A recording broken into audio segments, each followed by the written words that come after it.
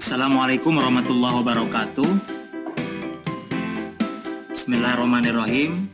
Saya Atep Yulia Nugraha dari SMP PGRI Kelapa Nunggal Kabupaten Bogor. Pada kesempatan kali ini akan memaparkan tentang salah satu materi dari mata pelajaran IPA kelas 9 semester genap yang berjudul partikel materi. Baik, untuk lebih jelasnya kita ikuti tayangan berikut. Pertama, partikel materi itu nanti bisa berbentuk setidaknya bisa berbentuk dalam tiga bentuk. Pertama dalam bentuk atom, yang kedua dalam bentuk ion, dan yang ketiga dalam bentuk molekul.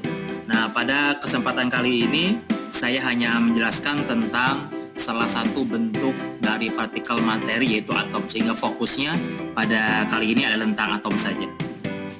Baik, nah, materi pokoknya adalah ada tiga hal yang ingin disampaikan pada tayangan ini. Pertama adalah tentang perkembangan teori atom, yang kedua adalah tentang model-model atom, yang ketiga adalah namanya partikel subatomik. Itu materi pokoknya. Sedangkan kompetensi dasar dari materi ini adalah secara umum tentang menghubungkan konsep partikel materi baik atom, ion, molekul, struktur jas sederhana dengan sifat bahan yang digunakan dalam kehidupan sehari-hari serta dampak penggunaannya terhadap kesehatan manusia.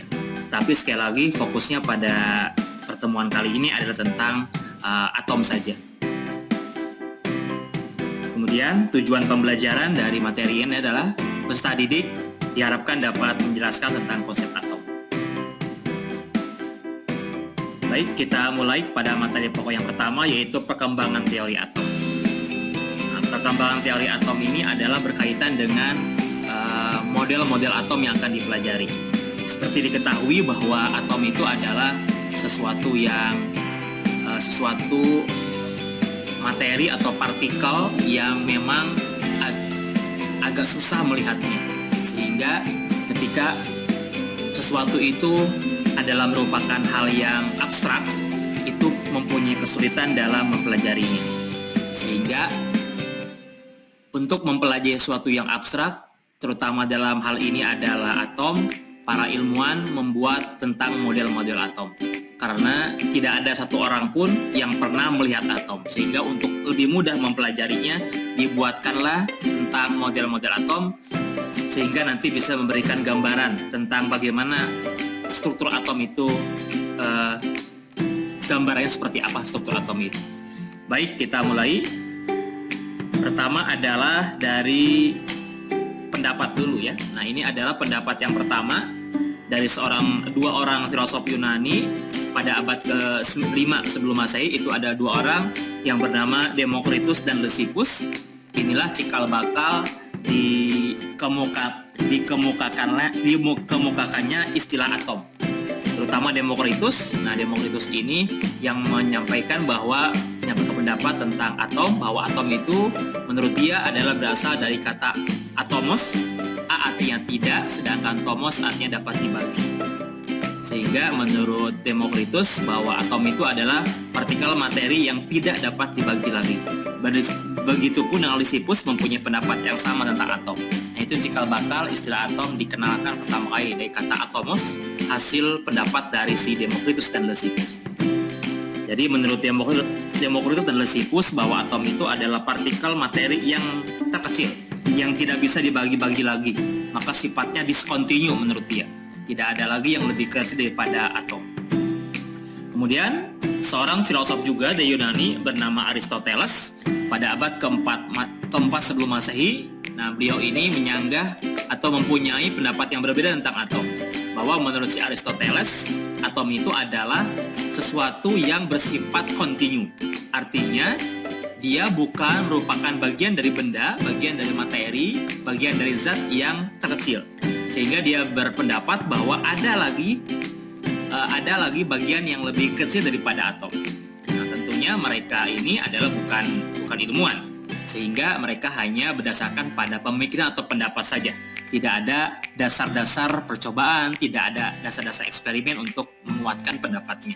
Tapi lagi-lagi ini dua pendapat awal tentang atom. pertama tadi ada Demokritus yang berpendapat bahwa atom adalah merupakan bagian yang paling kecil. Sedangkan yang kedua ini adalah Aristoteles mengatakan bahwa atom itu adalah bukan yang paling kecil. Nah, barulah ada seorang ilmuwan yang bernama John Dalton dari Inggris pada kurang lebih tahun 1803. Beliau adalah yang pertama kali meletakkan dasar-dasar teori tentang atom. Nah, model atomnya itu dikenal dengan model atom bola pejal padat. Jadi menurut John Dalton bahwa atom itu adalah partikel terkecil yang tidak dapat dibagi-bagi lagi. Sehingga dari kalimat itu kita dapat menyimpulkan bahwa memang kalau menurut John Dalton dia sependapat dengan pendapatnya si Demokritus bahwa atom itu adalah bagian terkecil dari suatu zat atau materi. Ada teori lagi selain yang tadi, kurang lebih 3 teori lagi, tapi intinya seperti itu bahwa menurut Dalton atom itu ya seperti bola pejal, tidak ada apa-apanya, kosong isinya, tidak ada apa-apanya, jadi seperti bola pejal saja. Nah, itu adalah teori pertama tentang atom. Tapi kalau ini sudah ada dasar eksperimennya, sehingga dikenal beliau adalah sebagai bapak atom dunia karena yang meletakkan dasar-dasar pertama tentang atom. Kemudian yang kedua adalah Joseph John Thomson, sama dia orang Inggris, kurang lebih tahun 1904. John Thomson ini menyempurnakan model atom John Dalton.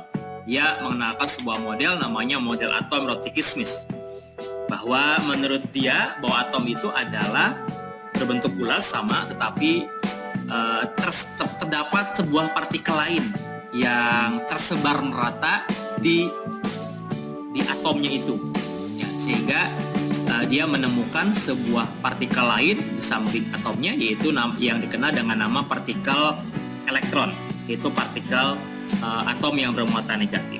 Sehingga jika dibayangkan roti kismis, rotinya sebagai sebuah atom dan kismisnya sebagai elektron yang dia ketemukan, maka dia beranggapan bahwa atom itu bukan yang terkecil. Ada lagi yang lebih kecil daripada atom, yaitu adalah elektronnya.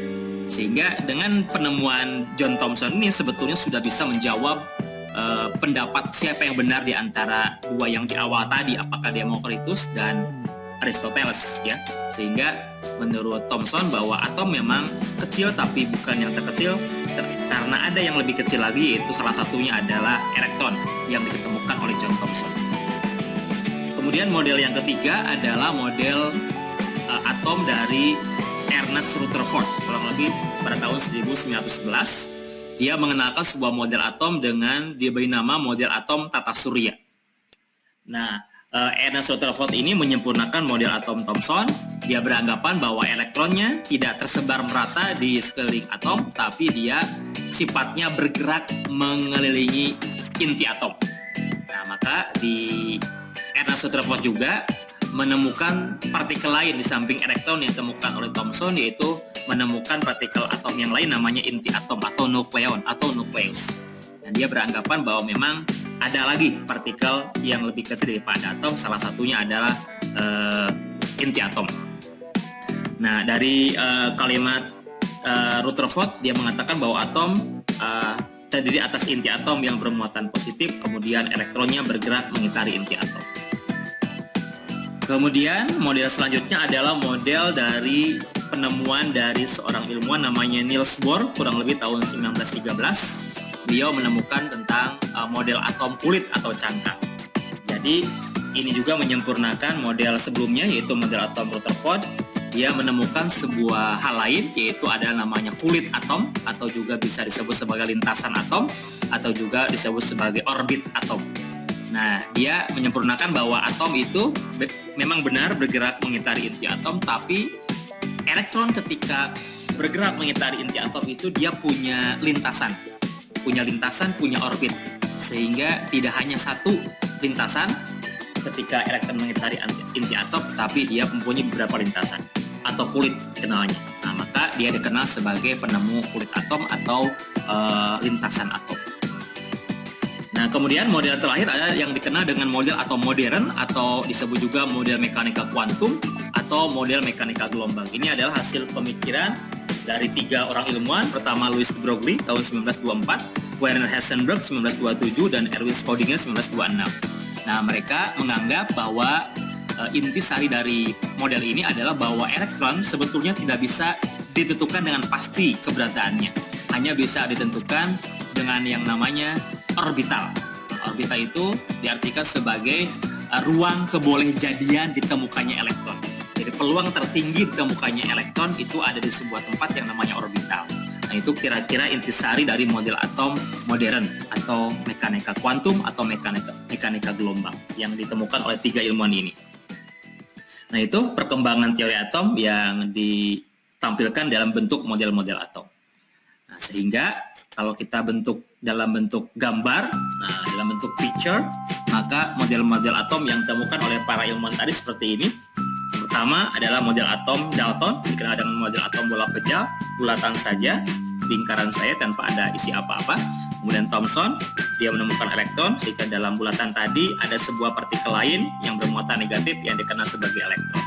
Rutherford, model atomnya rata surya, yang menyampaikan bahwa atom itu dikelilingi oleh atom itu mempunyai inti atom, ya. Kemudian elektron bergerak mengitari intinya.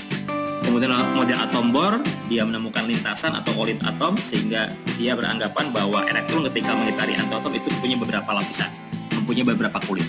Sedangkan yang tadi mekanika kuantum adalah namanya awan elektron, ruang kebolehjadian ditemukan elektron namanya orbital. Ini gambaran tentang model atom yang ditemukan oleh para ilmuwan.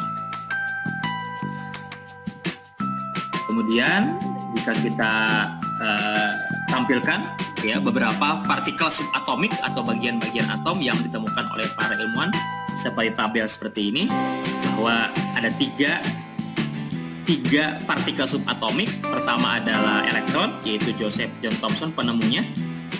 Kemudian ada partikel yang lain lagi yang ditemukan juga oleh ilmuwan yang bernama James Chadwick.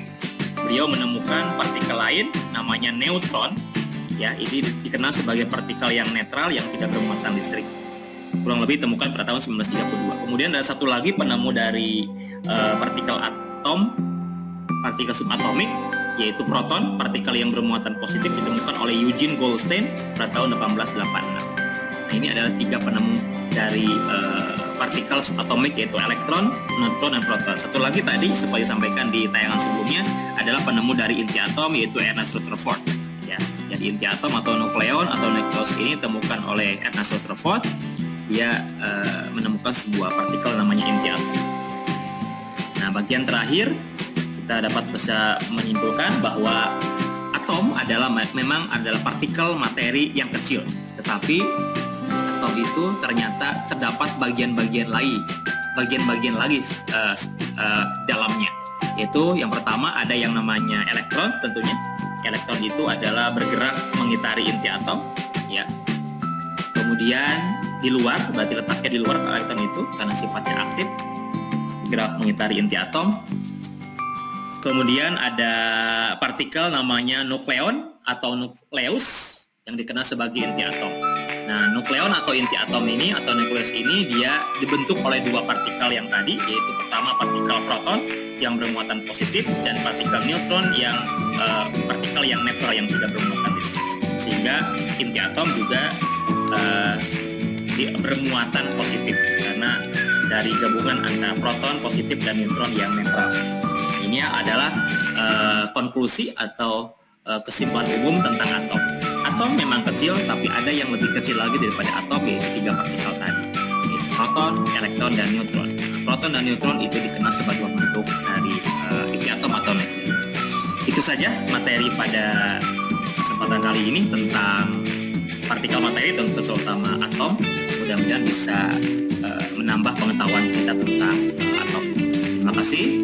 Semoga ada manfaatnya dan tetap semangat belajar. Assalamualaikum warahmatullahi wabarakatuh.